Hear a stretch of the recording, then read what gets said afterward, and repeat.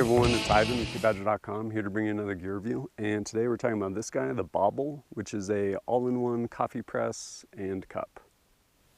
A friend of mine turned me on to these, another contractor overseas a couple years ago, and him, like myself, really enjoys backpacking, also really appreciates good coffee. So in an effort to shrink my entire coffee operation when I'm out backpacking, I decided to pick one of these guys up. Bobble's pretty compact and light. Weighs about 13 ounces. Up here we have our silicone top. Lift this up, we have our drinking spout, little air vent back there. And then we peel this guy off, and then we have a few more pieces. The main body itself right here is insulated, vacuum sealed, keeps your liquid nice and warm. And on the bottom has this little non-skid rubber piece so it doesn't slide around when you set it down. This right here we have this microfilter screen. Serves a couple purposes. One, you can use this, top it off, little heaping mound, whatever you want. Basically, you can use this as a measurement for how many coffee grounds you need to then pour it in there.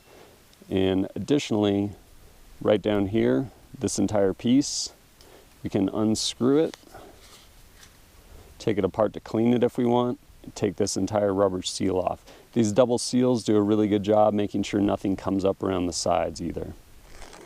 Another thing I should mention with respect to this versus, say, an AeroPress or something like that, is you're going to want a pretty coarse grind.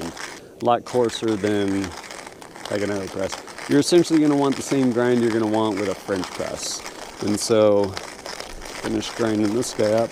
And then, once we have this ground, which is right there, we can go ahead and, if you want, you can use this as the little measuring device.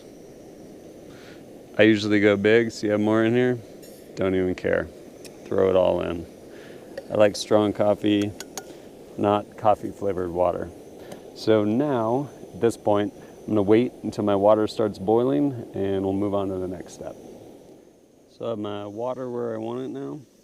And they recommend like 195 to whatever. I don't bring a thermometer with me, so I'm gonna go ahead and pour this in, probably spill a bunch.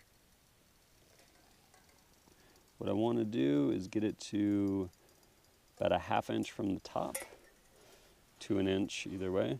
And then I'm to carefully put this guy in here to where it sits right there. And at this point, I'm gonna go ahead and wait. This being more of a French press as opposed to something like an AeroPress where you have a lot finer ground.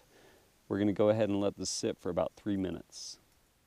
Now that 3 minutes has elapsed, I'm going to go ahead with this top on, slowly press this all the way down.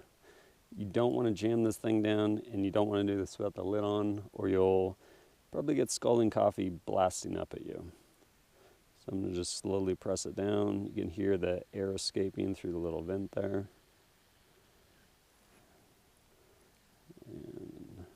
Get it seated all the way. And at this point, I can go ahead and, at my leisure, open this guy up and enjoy my coffee. It's going to be super hot right now.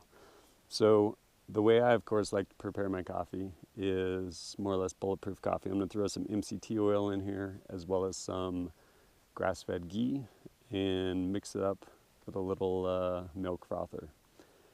What I do really like about this is this unit right here saves me from having to have the rest of my setup that I usually bring, which is a Yeti like 32 ounce insulated cup and an AeroPress.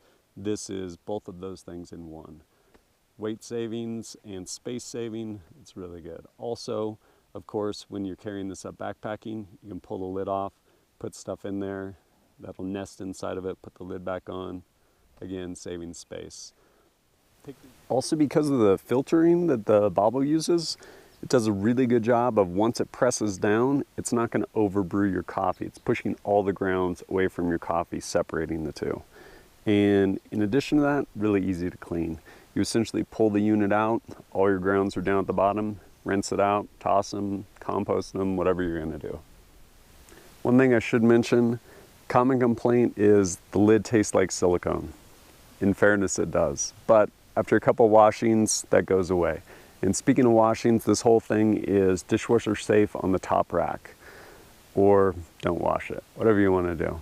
Pick these guys up on Amazon, free shipping, Prime, 20 to 30 bucks depending on color. They have this black, red, and silver. As always, thanks for joining us at kidbadger.com. Look forward to seeing you next time.